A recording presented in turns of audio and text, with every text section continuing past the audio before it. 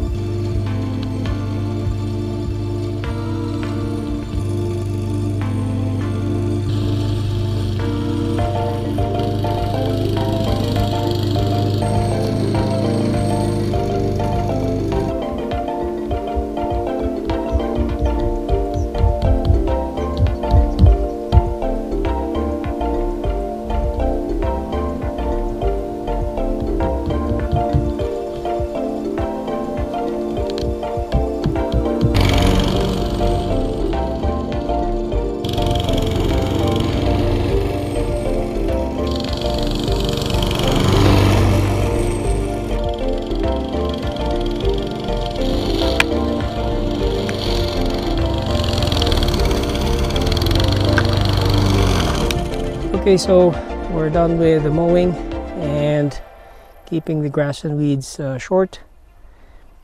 And I know it doesn't kill the weeds off, but at least we're keeping it from seeding in place, and we're trying to control the seeds that are coming from the weeds locally.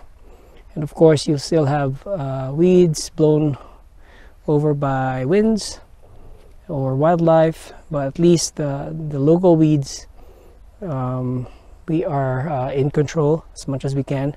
And also this area right here, we didn't get to mow last time because we ran out of gasoline, and finally we've kept it cut short, and if we keep doing it, it'll be easier next time to maintain.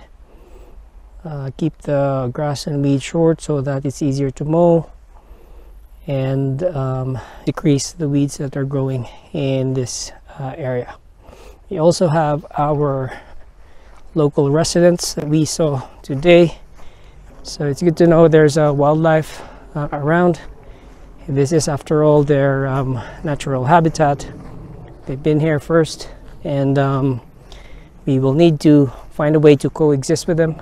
I know I've been planning to use this space to grow non-edible flowers like delphiniums, lupins, lupine, peonies, poppies, but May was suggesting that we grow sunflowers here as well, and I think it will look very beautiful in photos, but at the same time you'd have to consider that you are attracting wildlife, because now sunflower seeds are going to be their food source.